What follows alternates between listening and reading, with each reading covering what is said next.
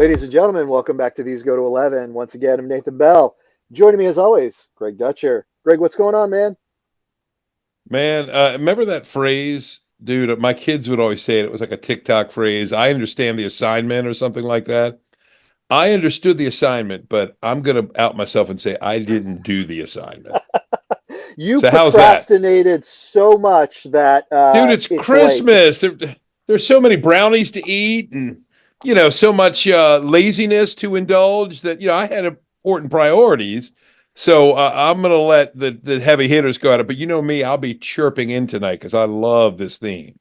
Well, Greg, I do know that you can such a procrastinator that you missed the assignment. So we did decide to invite one Nathan Bartlebaugh on, who always does his homework. Nathan, how Slow you doing, clap. man? I'm doing well, even when I have trouble finding the homework to do. But Krampus ate my homework this year. Yeah. Um, Hey, you did something, dude. You've I already was got watching got pseudo speed. Hallmark movies on Netflix today, Greg, Oh my goodness. just to prep for this, and you did nothing. Yes. I know, man. I did think about it today That's as I good. was driving around. I thought I should have watched movies for the movie podcast. There was that moment in the middle of the movie I was watching where the snowman come to life, who's a 20-something hunky guy with his shirt off trying to push Lauren Holly out of a ditch. I thought, I bet Greg's somewhere thinking about his Ye- assignment right now. Exactly. Exactly. I see the association there, of course. Of course. But I think Mr. Bell, our ineffable host, did the heavy lifting, didn't you, Nathan? You've actually seen some real movies in the theater. Yeah. That So, doesn't make him real, but yeah.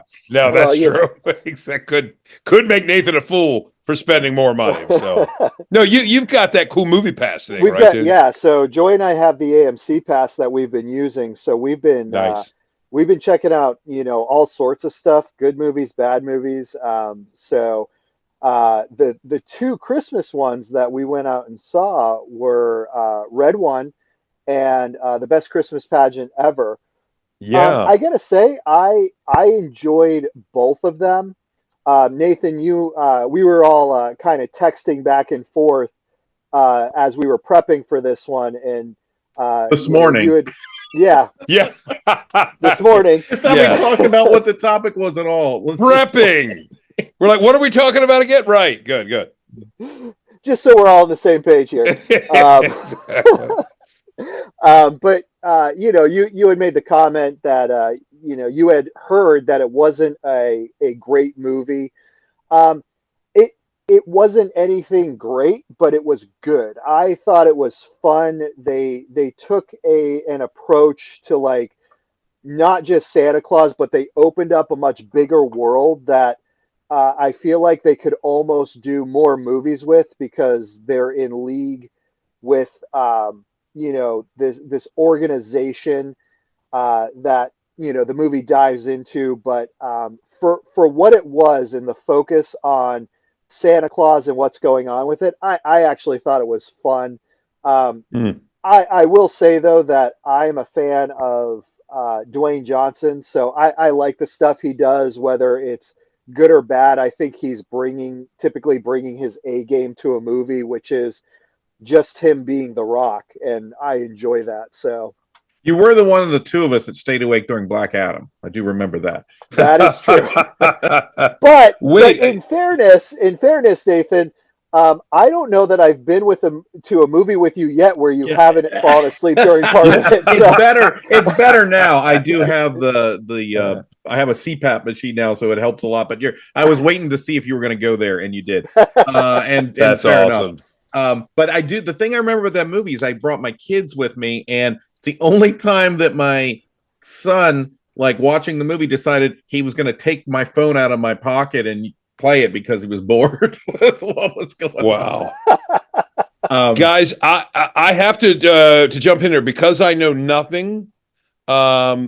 I did some extensive research about 30 seconds ago, and I'm going to throw out the actors, and you're going to tell me what they made for the movie. See, that way I didn't see it. Nathan, you saw it. So let me throw out J.K. Simmons is in that, correct, Nathan? Oh yeah, yeah. And He plays Santa Claus in that one, which is not actually his first Santa Claus role. oh, Nathan, interesting. do you know another movie that he played Santa Claus in? Yeah, I was trying to remember which one he was Santa Claus in. Was he the voice or was he physically Yes, Santa Claus? he was the voice.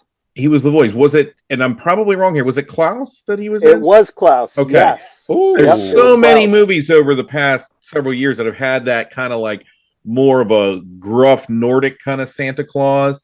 The one thing I want to say yes. about the thing that kind of, and I did have several people who tell me that they just didn't enjoy it. My kids weren't really into the trailer, so we didn't see it. There's just so many movies out. But the thing that kind of, and and maybe you'll correct this, and I'll want to see it. In the trailer, J.K. Simmons, he's like ripped, like he's got Yeah. muscles and everything. I mean, he looks good, Greg. I remember years ago when they were doing Justice League, they had pictures of Simmons working out and like building up this big physique to play Commissioner Gordon. Now, why he needed to Yeah. do that after after Gary Oldman had just done it, basically as a slob. But Yes. the when he's in Justice League, he's just wearing an overcoat, trench coat. You can't see his muscle. He didn't do anything except stand next to the bat signal. He could have bench pressed the bat signal, but he didn't. And then I saw him in this trailer. I thought, here's a movie where they got him. He's got the physique. I don't know if he kept it or he got back in shape, and he's playing Santa. It's going to be about J.K. Simmons as Santa Claus. It Dude, looks like J.K. Simmons gets kidnapped and he's off on the side for most of the movie. Yeah, yes. I actually yeah. think he is a gym rat, isn't he, guys? I feel like I've seen that. Remember, if you saw him in Whiplash, obviously, where he Yeah, he won was the way more Oscar. ripped from Whiplash. Like Whiplash is, I think, what got him the Wow. Commissioner Gordon job. And then there was a big thing on the internet where he we're talking like ripped. Like if you were to see it, Yeah. you'd probably think initially it was special effects, but I knew he looked that way about 5 years ago. So Yes. Well, Yeah. let me throw this out. Let's talk about him. What do you guys think J.K. Simmons made for the movie? If my source here on the internet is right, we'll see. What would you guess for Red One? I'm guessing it was a lot less than Dwayne Johnson made. You would be right that Dwayne Johnson made the most, according to this one article. So again, any of our viewers or listeners that check it out could best me on this, but yeah, it's Screen Rant. We'll see where it goes. So Greg, start us at a base. So if Dwayne Johnson's the highest, start us there, and then we'll work backwards. Okay. Yeah. Okay. Well, yeah. Let's start with Dwayne Johnson. What do you guys think he made for this movie? According to this article, it was the highest upfront salary to date. Really? Yeah, which is surprising, but I guess holiday movie, they're expecting big returns. Oops. uh, How much did the movie cost? I think we're going to go down a rabbit hole here. We got to get yeah. 50. Let's start with 50. I mean, that's way 20. Let's say 20. 20 dude, because you said it, he made $50 million. He did 50. Wow. He says, according to this, it was the most he's ever made for a single movie, 50 million. Chris Evans comes in at number 2. Guesses? Oh wow. I'll go like 45. 45 million. So you have him coming in just a little bit under The Rock. Yeah. What about you, Bartleball? I was going to say 40. Yeah, 40. That's what I would have guessed. 15 million. 50. Oh, So wow. see, that's the thing. It's like when I changed it to 20, I remember it was a big deal, even back in the day, for like Jim Carrey, the height of his popularity, to be in The Cable Guy for $20 million. Remember? I mean, Yes. granted, money is different then than it is now in terms of inflation and stuff. But yeah, 50 is a lot, particularly considering, 50. I mean, nothing against The Rock, but his star is not as bright as it was even just a few years ago. Just in terms I know it. When I'm reading this, I couldn't believe it. These figures highlight the significant investment. This is Business Insider in the film's talent, contributing to its reported $250 million production budget. So I Wow. don't It's see that funny on screen, even in the trailers. I mean, it's got a lot of special effects. I see Krampus and the evil snowman. Let me ask you a question, though, Nathan, because yeah. when I hear the plot of this movie, which is Santa gets kidnapped and they got to bring in this like operative to help the Rock get him back, I guess, and they recruit or they go to see Krampus at one point, and like you say, there's evil snowmen and that sort of thing. Does it feel? It felt to me like I might have enjoyed this movie if it were like really low budget or maybe like made by like not Trauma, that's too low, but Yeah. somewhere in there like a Sam Yeah. Raimi or somebody like that making, or a Peter Jackson, like a movie that's got some gore. And so it doesn't have to have gore, but just that kind of low budget sensibility. Seems like these things don't work as well when they're really high glossy. Like you kind of want to see something like this. It's a little rough around the edges. Yeah. Yeah, no, I think that's fair. I think there's they're striking that line that a lot of movies are trying to do where it's like we're going to kind of get a little edgy, but we're not going to get too edgy. It's going to Yeah. be like you're going to hear the elves swearing a little bit, but it's not going to Yeah. be anything over the top. You're going to hear, some of these things, you're going to see some of these things, but yeah, it's not going to edge it to that next level, right? We're going to throw these things in here, give it the PG-13, because a lot of parents will bring their younger kids to a movie like this that's PG-13 that they Yep. wouldn't bring to an R-rated movie, and I think that's where they are with it. Um, but it wasn't.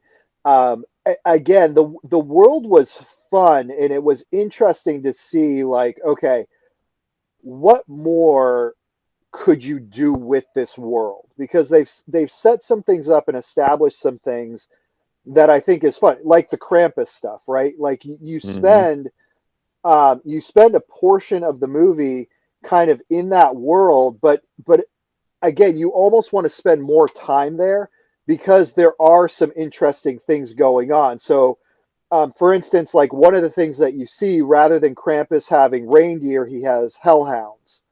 Um, and Yeah. and so like there's kind of some fun dynamics like that where it's like, okay, let's flesh out this world a little bit more, let them go in and have to explore this world a little bit more. Then you're basically dropped at the doorstep of Krampus and you're just getting this intro. And so I think there Mm. would have been some interesting things there that they just decided to back off on, just for the sake of pacing in the movie to kind of get to where they needed to go. Um, but again, for what it is, it's one that I would have no problem throwing in my rotation of movies just to have in the background. It's a more quote unquote adult version of like what the Christmas Chronicles almost did and tried to do in Oh, some okay. cases. Yep. Um, so yeah, not again, it's not anything to write home about, but it's a fun kind of throwaway Saturday afternoon movie. Yeah, it Yeah. makes So, sense. dude, say you have an 8, 9 year old kid, parents listening, say, "Oh, I read one." Is it a go or no? Yeah, I mean, I think, we always put the caveat out there, it kind of depends on where you are with Hmm. your children, right? I think there's some definitely some like Disney adult humor in there, right? Like Yeah. stuff that you would watch as an adult, and you see that and you're like, wait a minute, how did that get past the censors? As a kid, it just goes right over your head. So I think there's Yeah. some things like that in there. But yeah, I Yeah. mean, thinking through, like, if I had an 8 or 9 year old, me personally, yeah, I would have no problem bringing my 8 or 9 year old to see this movie. I don't think there's Yeah. there's anything that I can remember that was so over the top and outrageous in it that I'm like, nah, let's hold off on that. So Yeah. last question on this one for me, Nathan, because here's my issue with it, at least from the trailers, is Mhm. a lot of these movies they just have the same kind of look. We get into these fantasy worlds, and I think that's one of the Hmm. things that was interesting about the '80s, even the '90s. They were making uh, fantasy movies, but a lot of times they were quirkier or stranger. And like I've noticed that in the maybe the past 15 years, because special effects can kind of do whatever, that we all have the same sort of look for a lot of these fantasy movies. And Yeah. unfortunately, the look is now something. You mentioned Christmas Chronicles. There was The Boy Who Was Christmas or something a few years ago. And we have one Yeah. of these almost every year. And it's gotten to a point where they almost all look the same. They all have that kind of like, for lack of a better term, generic plastic looking fantasy world where Yep. my problem with Red One is it looked entirely like something that should be coming to streaming. Like our expectations Yeah.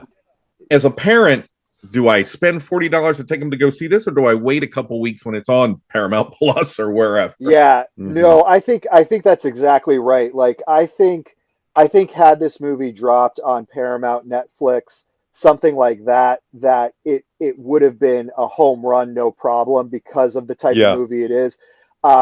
Joy and I, we've got the pass, right? So basically, like when you break that down, we're paying $2 or $3 to go see a movie, right? For Right. Yeah, Right. and you get for to us. see So three a week if you yeah, choose to. So Yeah. Yeah. yeah, so in that regard, like, yeah, I think that cost analysis is definitely something I would say.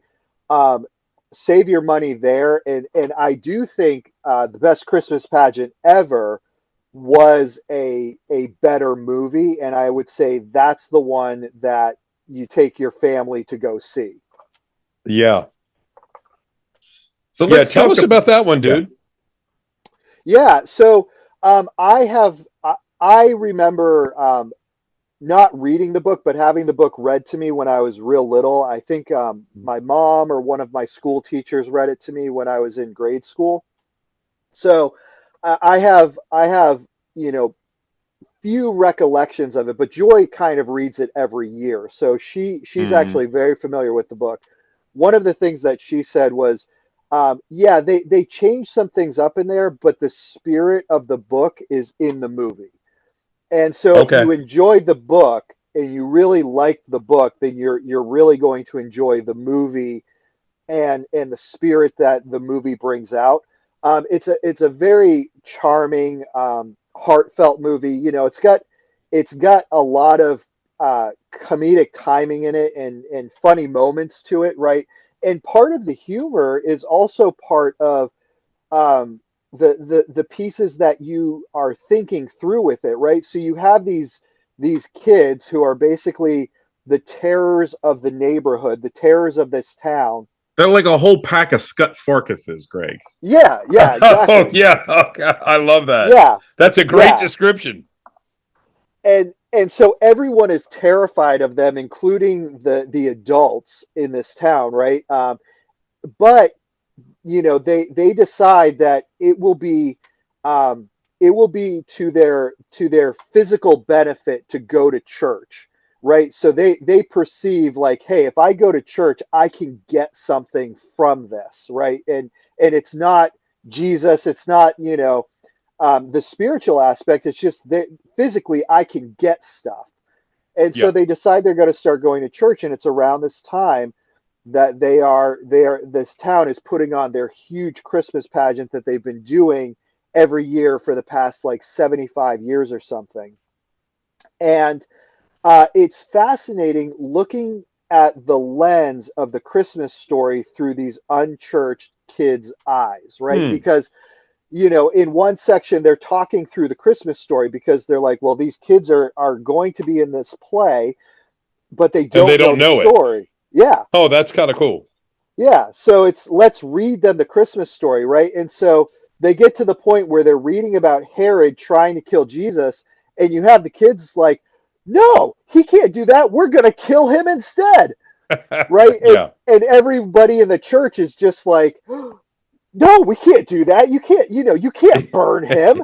Um but looking at it, like, I mean, how would somebody who didn't grow up in the church react to hearing the news about this dude who's grabbing for power, trying to kill this baby, right? And so they Yeah. play that dynamic really well, which is it's absolutely hysterical, but it does get you Hmm. thinking, like, how does somebody outside the church view this story, and what would their lens and perception be? And so I think they do a great Interesting. job at balancing that like heartwarming, tear-jerking moment with with the levity of the situation and what's going on, and really getting you to think through, how do you treat, Greg, we've talked about this before, how do you treat the outsider, right? How do you treat the Yeah. person who's coming into the church who has no categories for any of these things at all? And it Yeah. really just does that beautifully, in my opinion.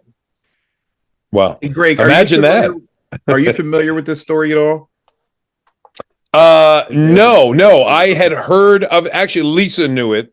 Okay. I hadn't. I just saw a preview for it a month or so ago, but no, I didn't know anything Now, about I it. didn't even know they had remade it. They did a version in the '80s that had like Farouza Balk, who was in The Craft. I don't know if you guys remember. Oh, The Craft. right. Oh yeah, I yeah. do. She was the worst of those witches, and she was also in a kids movie called The Worst Witch. But That's she so was funny. in she was in the TV movie. I think it was a TV movie of this, and I read it as a kid too, or had it read to me. I don't remember exactly, Nathan.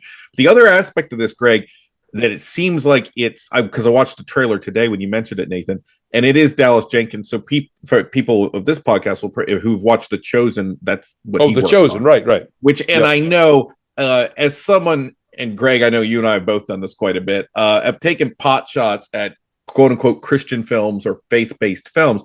I have to say that watching the trailer for this, it made me want to see this.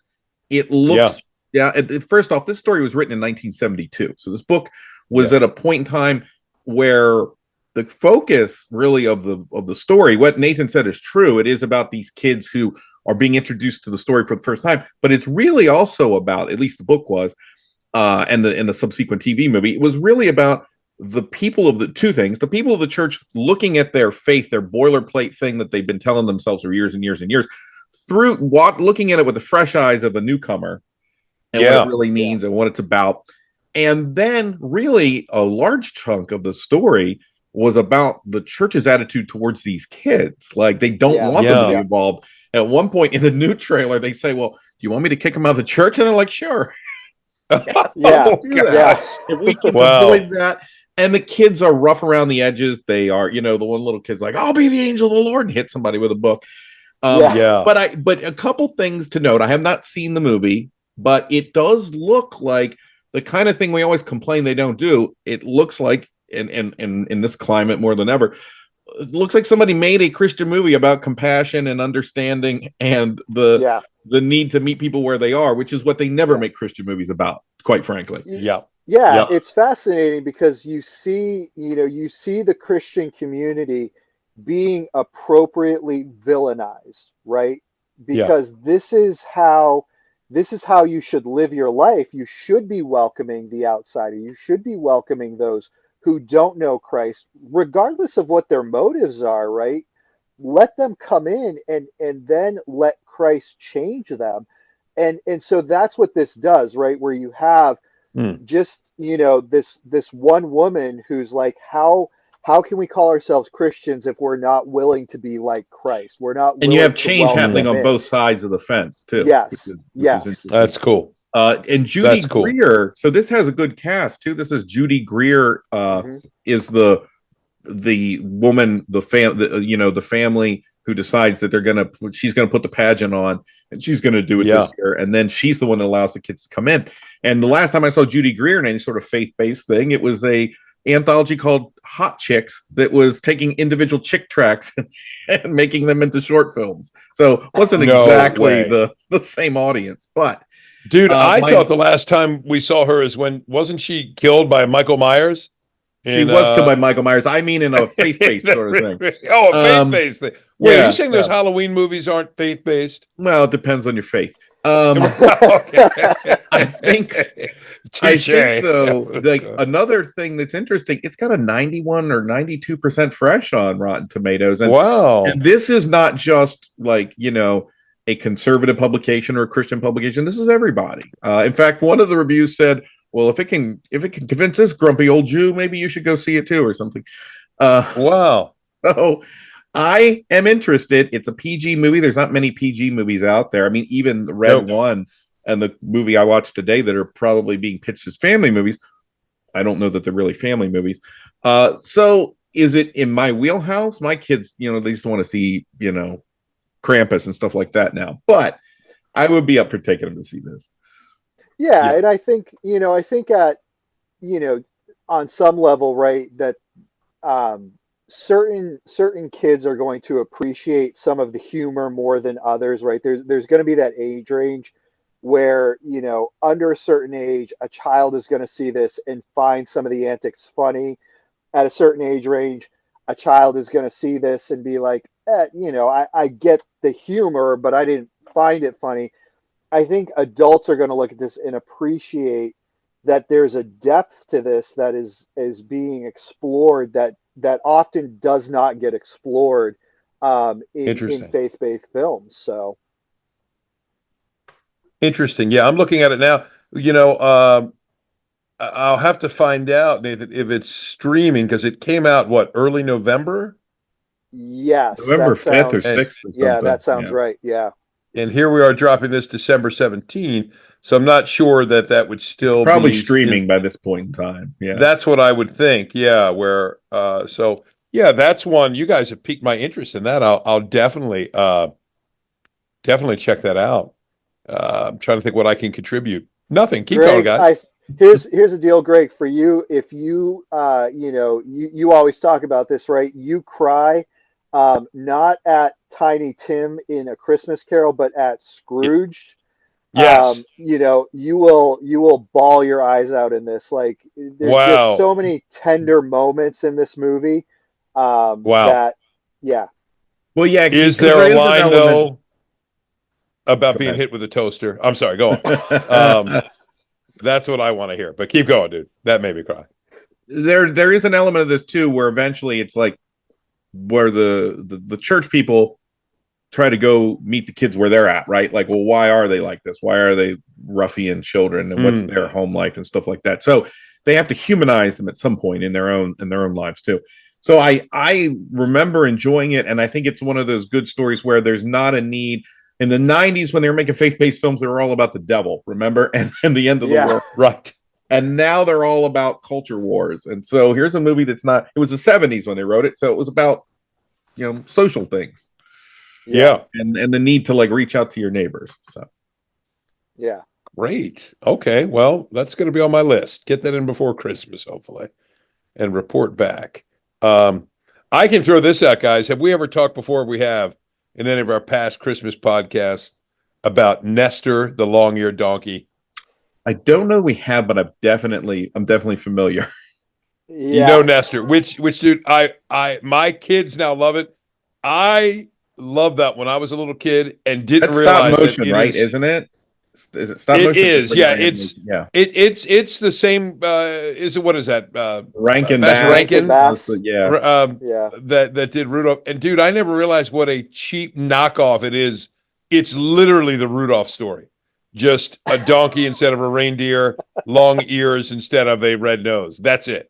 Well, after they did Rudolph, they had, every, I don't know if it was every year, but they kept churning them out. And by the time we got to the mid 80s, they had like the Leprechauns Christmas where they were fighting the Banshee. I'm not even kidding. The You're Leprechauns right. Christmas. Yes, yes, dude. I think I remember that they were just so desperate for, to keep enhancing the formula.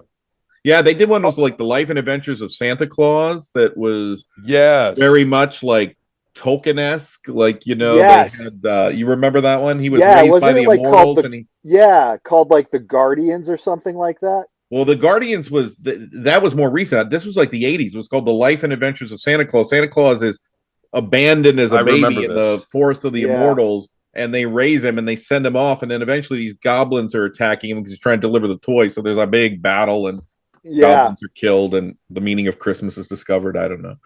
Yeah. I do, dude. Yeah, 1985. Life and Adventures of Santa That Claus. would be right up your Same alley. thing. Yeah, And- and it's based off and- someone famous did write it. It probably turned out to be Tolkien. I don't remember who actually. Oh, you know who wrote the did? story. Let me see. I just had it. I just had it. It is Baz Maybe was it Rankin. Baum? Was it Frank L. Baum? Maybe It's Baum. Yeah, okay. Baum. Frank I remember Baum. L. Frank it Baum was a was big the writer. name. Yeah. Wow, dude. What? Okay. See, that's another Yeah, thing I've I'll seen check that out. one. That was one of my favorites growing up. I would watch every year. I really enjoyed Yeah, that same one. here. We had them on VHS tapes, and we had that and the Yeah. Little Drummer Boy, and Yep. then they did the weird one where like Rudolph's Happy New Year, where he was pursued, like he had to chase. I remember that New one. Year, and he was The Baby pursued New by Year with the Eon, curly hair.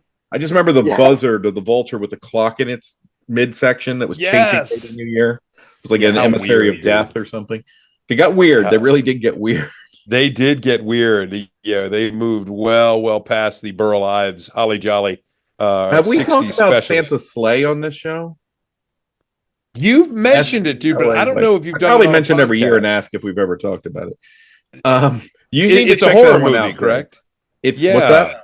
It's a horror movie, isn't it? It's a horror comedy. It's like 2006, and it's who is Santa Claus? Santa Claus is a wrestler. It's what is his name? Why is it? It's escaping me right now. Bill Goldberg is Santa Claus. Yep, you got it. Yep.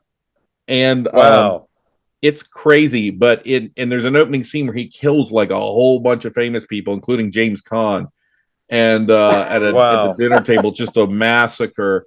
I'm gonna have to let you borrow it, Greg. He even has a big wrestling belt that has a Santa insignia. No way.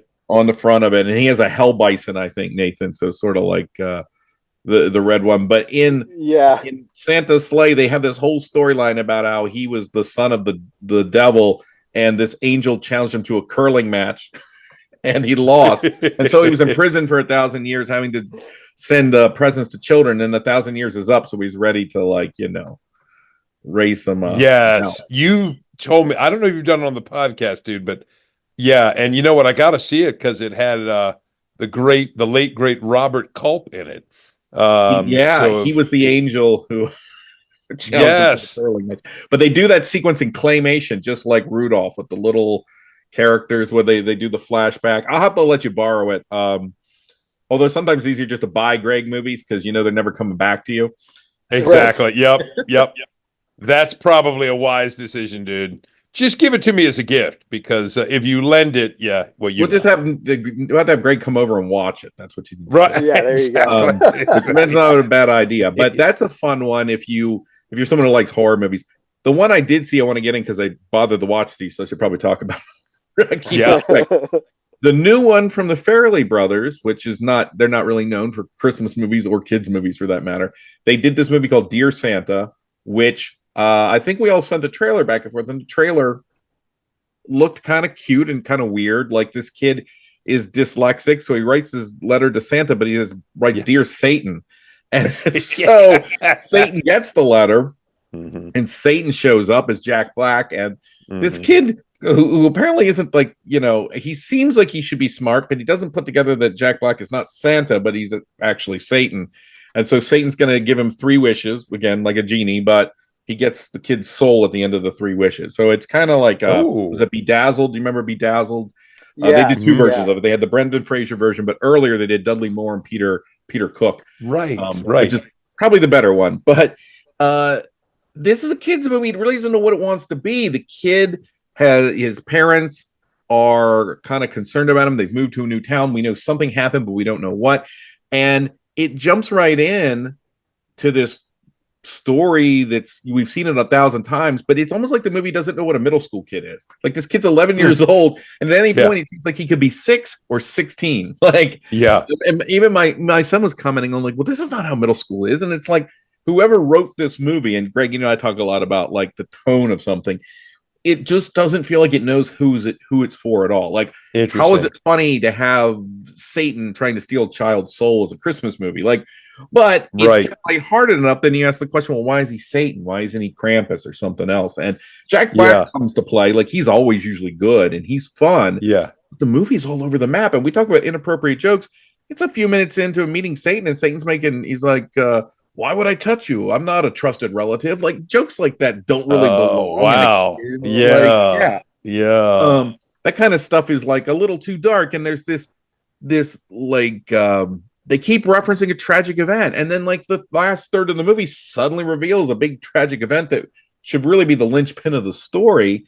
Interesting. It's just, it should be interesting. There's all these pieces here. One of the pieces that would be funny is a satirical look at the fact is, why would it, and the parents keep asking him, why would you confuse Satan for Santa Claus? And he's like, well, they're kind of in the same business. So you think about that, take it to its logical conclusion. Someone could have written a really funny Yeah. satirical movie about the idea that Satan shows up and a kid thinks he's Santa Claus. But there's none of that. I don't know what happened along the way, but they just kept rounding the edges off until they're left with this kind of big lump of coal. Wow. I was going to say, dude, who wrote this Santa Satan thing? Is this like old school fundamentalists, like primitive Baptist Christians? Because there was a segment in certain pockets of Christendom we all know, right, where people would make. You ever change the letters around a little bit? Oh yeah, Santa. yeah. Well, that's yeah.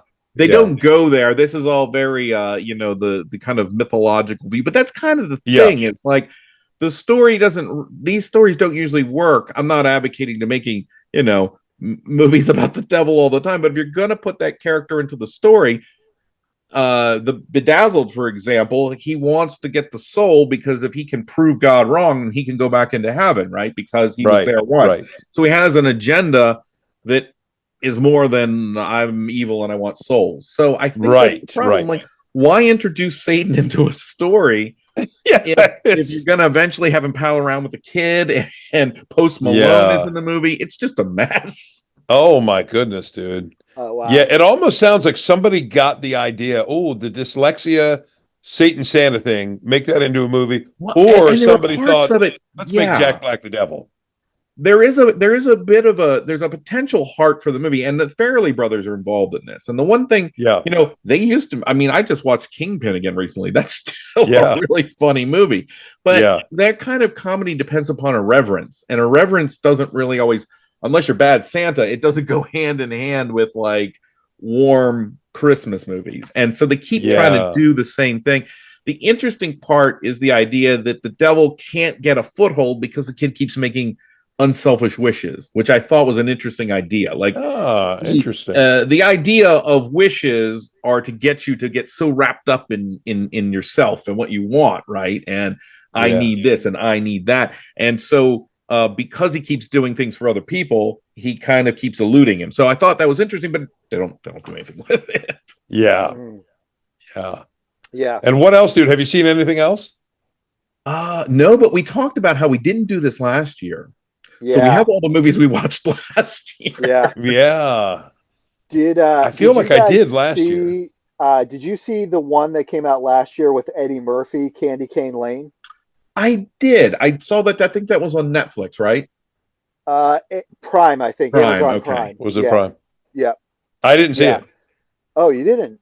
No. I thought that was a fun movie. It was kind of an interesting take on like, that idea of trying to do Christmas bigger and better, and then basically selling your soul for it. But it was done in a kind of unique way, where if things didn't resolve themselves, then Eddie Murphy was going to be shrunk down basically to a toy.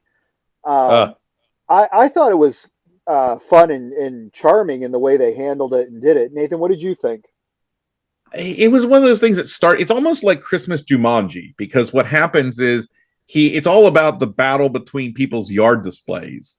And I drive past these houses all the time, taking my kids to school that look like vomit on a front yard. So I kind of like the idea that someone would sell their soul just for a good yard display. But again, it's one of those movies that kind of gets tricked. It has that thing I'm talking about with the kind of plastic fantasy where it's almost a boilerplate movie and you interject things here and there. It was nice to kind of see Eddie Murphy at least like caring, in a movie again. That was fun. Yeah. Santa Claus eventually shows up and he's David Allen Greer, and I wanted to see more of that. So like towards the end of the movie, but he's only in like last 15 minutes, and I thought, where's Dave? Why wasn't David Allen Greer in this entire movie? It's not a bad movie. To me, it was like it was middle. What does my daughter always say? Dad, that was mid. So it was mid. Yeah, mid. Yes. Dude, does she also tell you that you have no Riz? My son says that, or you're not Skibbity. Good. I don't even, honestly, I can't tell Skibbity's good or bad. I still don't know, and I'm not sure he does, because I asked him to clarify, and he said, just is. My goodness. Like the Force. That's so funny. That's so good. Wow. Did you know what movie I did see last year, guys, that maybe one of the worst movies I had seen, and forgive me if you guys liked it. It Wait, is was, that the and I, period on the end of the sentence? One of the worst movies you've ever seen? yeah, exactly. Well, Christmas movies, and I saw it because of the late great James Gandolfini. Let me see if that gives you guys a hint what movie it was.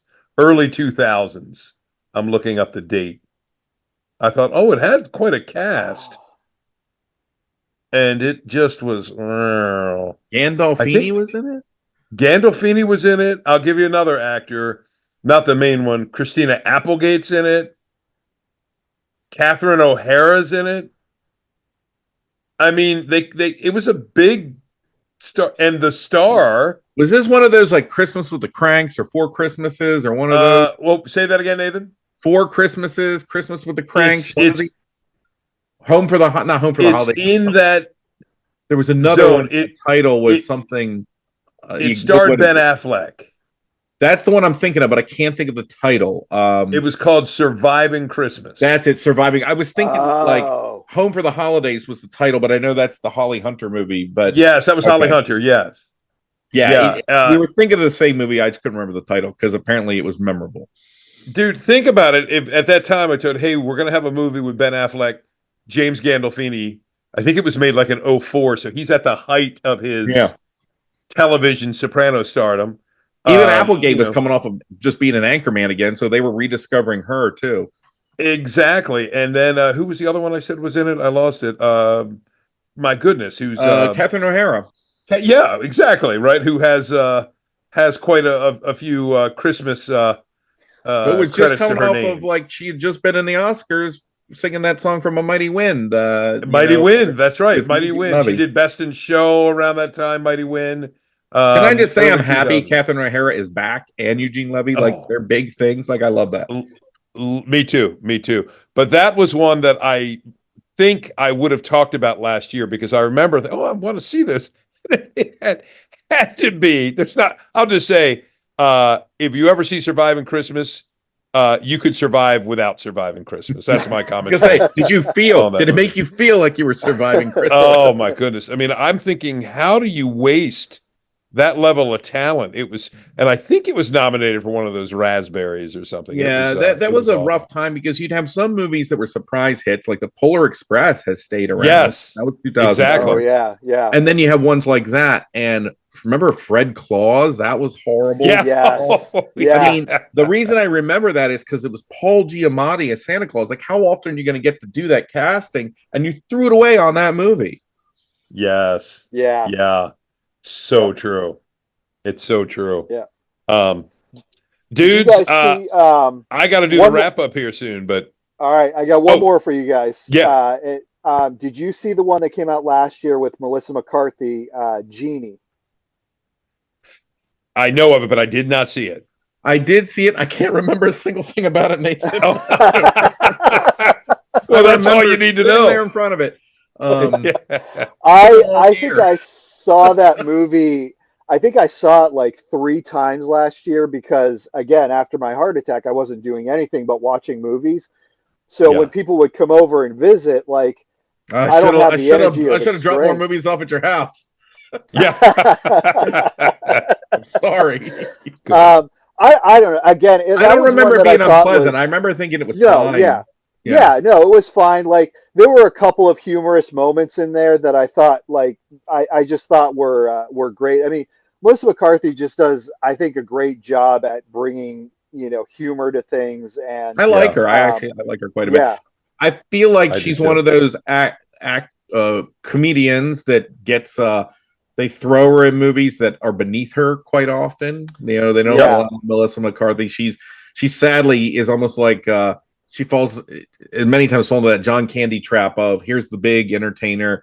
Let's make them blustery and a blowhard, even though they have so many more angles to them. Look up a movie from 2009, maybe. She's not even a comedian in the movie. It's called The Nines. It's got Ryan Reynolds in it, and it's like a weird mind bendy movie. And she gets imagine 2009, and Melissa McCarthy gets to play the love interest to Ryan Reynolds. So that would Wow. probably not happen now.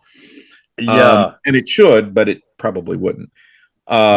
You're right. She's also in a great movie, dude. Have you ever saw it called "Can You Ever Forgive Me"? Yeah. Which And the I movie really liked. Saint, what was it with Bill Murray? Do you know what I'm talking about? Where I it's know what her you're talking little about. boy. And I Yeah, just the yeah, what is that I called? wanted to say it was called Saint Bill, but it clearly wasn't. But it's something like that. It's Saint whoever. Um, but Yeah, not a it was Saint Christmas Vincent. film. Saint Vincent. That's it. Yeah, that was a pretty good one. Now, the ones we saw. We'll do this Very really good quick. movie. I saw that. We saw It's a That was Wonderful Life last 2014. year. Yeah. Yeah. And that was no good. Nathan and I both saw Yeah. that one. A huge waste. I was really disappointed because I like the other movies that these people have made. I think they did Freaky and also Happy Death Day, which are, kind of like the high con. Have you seen those movies, Greg? I did. Yep. Enjoyed them. Okay. Fun. Kind of Um, fun. yeah, Popcorn fun kind of bubblegum stuff. throwaway, I but this liked it. one just didn't Yep. hit. It felt slapped together. It started one way, went another way. You think it'd be pretty simple to do horror, It's a Wonderful Life, but it kept going all over the place. Like it was just, it Wow. felt like they kept throwing their script away and starting over. Yeah. Sounds to me, guys, like we need to make our own.